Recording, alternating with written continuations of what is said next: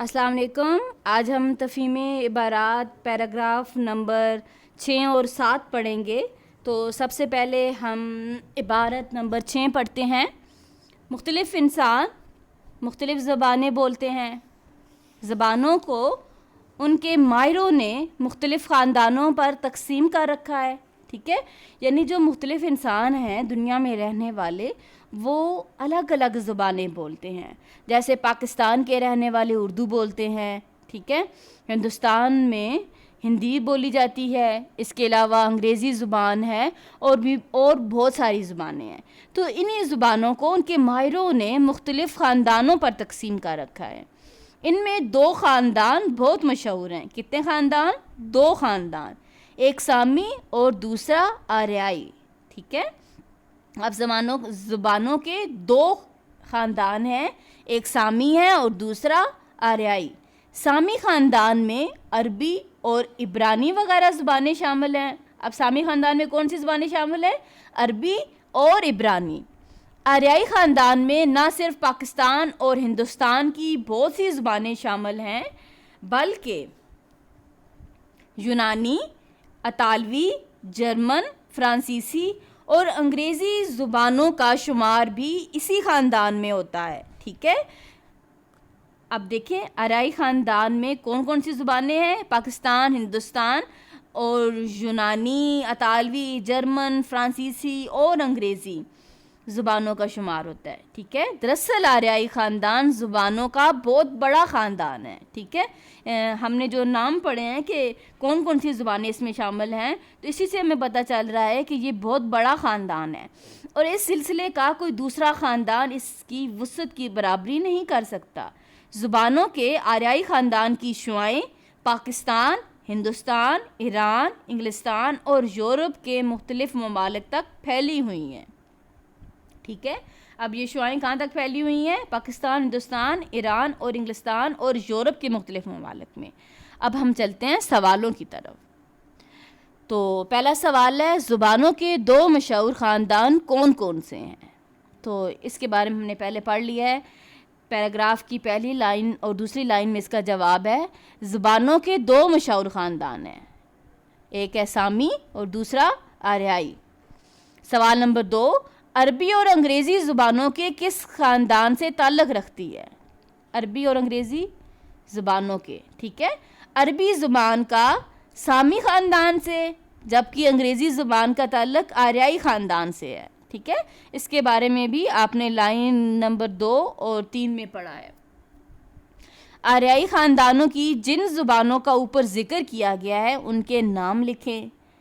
تو اس کا جواب پیراگراف کی تیسری لائن میں ہے. آریائی خاندان کی زبانوں میں یونانی، اطالوی، جرمن، فرانسیسی اور انگریزی زبانیں شامل ہیں. سوال نمبر 4 ہے، دنیا کے کون کون سے ممالک ایسے ہیں جہاں آریائی خاندان کی زبانیں بولی جاتی ہیں؟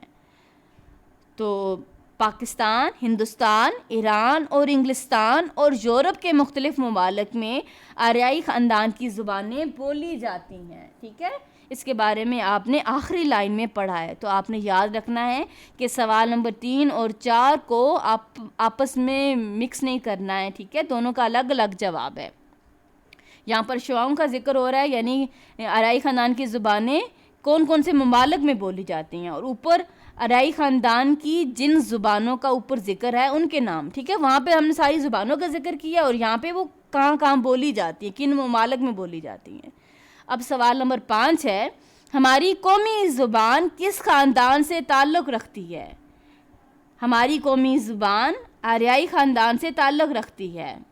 ٹھیک ہے، تو یہاں پہ ایک اور سوال جو پوچھا جاتا ہے، عبارت کا عنوان لکھیں. تو اس عبارت کا عنوان ہے زبانوں کے 2 مشہور خاندان.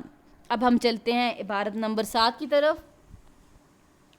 ہم عصروں اور ہم چشموں کی رکابت پرانی چیز ہے. ہم عصر کہتے ہیں ہاں ایک ہی عہد کے لوگ، ایک زمانے وقت کے، اور ہم چشم ہوتے ہیں برابر والا، ہم رتبہ. ٹھیک ہے، تو ان کی رقابت پرانی چیز ہے. رقابت دشمنی کو کہتے ہیں، یعنی جو ہمارے ساتھ کے لوگ ہوتے ہیں، ہمارے رتبے کے برابر کے لوگ ہوتے ہیں، تو ہم ان سے تھوڑی دشمنی رکھتے ہیں، جیلسی ہوتی ہے، اور یہ بات ہمیشہ سے چلی آتی ہے. جہاں تک مجھے ان سے گفتگو کا موقع ملا، مجھے ان سے اور بعض اوقات چھیڑ کر اور کرید کر دیکھا اور ان کی تحریروں کے پڑھنے کا اتفاق ہوا، مولانا اس عیب سے بری معلوم ہوتے ہیں. یہاں پر مولانا الطاف حسین حالی کی بات ہو رہی ہے کہ ان میں یہ عیب موجود نہیں تھا. کون سا عیب؟ ہم عصروں اور ہم چشموں کی رقابت، ٹھیک ہے، اور بے جا تنقید کا. محمد حسین آزاد نے مولانا شبلی کی کتابوں پر کیسے اچھے تبصرے لکھے، اور جو باتیں قابل تعریف تھی ان کی دل کھول کر تعریف کی. اور مگر ان بزرگوں میں سے کسی نے مولانا کی کسی کتاب کے متعلق کچھ نہیں لکھا. لاہور میں کرنل ہال رائٹ کی زیر ہدایت جو جدید رنگ کے مشاعرے ہوئے، ان میں آزاد اور حالی دونوں نے طبع آزمائی کی تھی یعنی طبیعت کو آزمایا تھا. برکھا رود، حب وطن، نشاط امید اسی زمانے کی نظمیں ہیں. آزاد اپنے رنگ میں بے مثل نثار ہے، ٹھیک ہے، یہاں پہ نثار نہیں، نثار لفظ ہے، نثر لکھنے والا. مگر شعر کے کوچے میں ان کا قدم نہیں اٹھتا، یعنی وہ نثر تو بہت اچھی لکھتے ہیں لیکن شعر جو ہیں وہ اچھا نہیں کہہ سکتے، ان کا قدم نہیں اٹھتا ہے. لیکن مولانا کی انصاف پسندی ملاحظہ کیجئے کہ کیسے صاف لفظوں میں اس نئی تحریک کا سہرا جو ہے آزاد کے سر باندھا ہے. سوال دیکھتے ہیں. پہلا سوال ہے، اس عبارت کا عنوان تحریر کریں. تو اس عبارت کا عنوان ہے مولانا الطاف حسین حالی کی انصاف پسندی، ٹھیک ہے. اور دوسرا ایک عنوان یہ بھی ہو سکتا ہے مولانا الطاف حسین حالی کی منصفانہ تبصرہ نگاری. سوال نمبر 2، اس عبارت میں مولانا سے کون مراد ہیں؟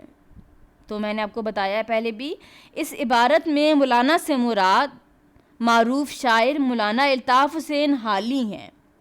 سوال نمبر 3، مولانا کس عیب سے بری تھے؟ جواب ہے، اس کا پہلی لائن میں جواب موجود تھا. مولانا الطاف حسین حالی ہم عصروں اور ہم چشموں کی رقابت سے بری تھے. یہاں پہ ایک اور چیز بھی ہم نے ایڈ کرنی، ہم عصروں اور ہم چشموں کی رقابت اور بے جا تنقید سے بری تھے، ٹھیک ہے. اس کے بعد سوال نمبر 4 ہے، جدید رنگ کے مشاعروں میں کس قسم کی نظمیں پڑھی جاتی ہیں؟ تو اس کا جواب بھی آپ نے دیکھا ہے، یہ آخر سے سیکنڈ لاسٹ لائن ہے پیراگراف کی.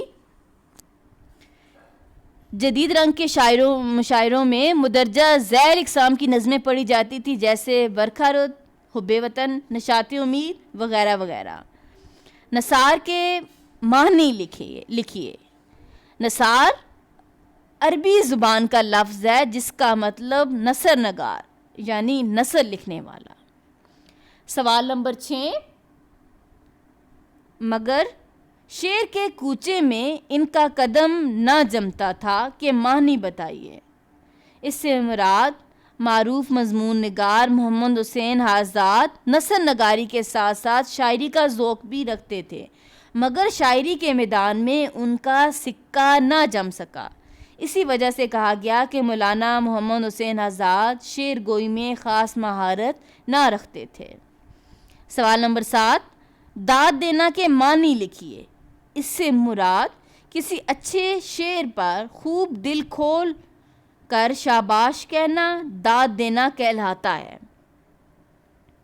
سوال نمبر 8، تبصرہ کسے کہتے ہیں؟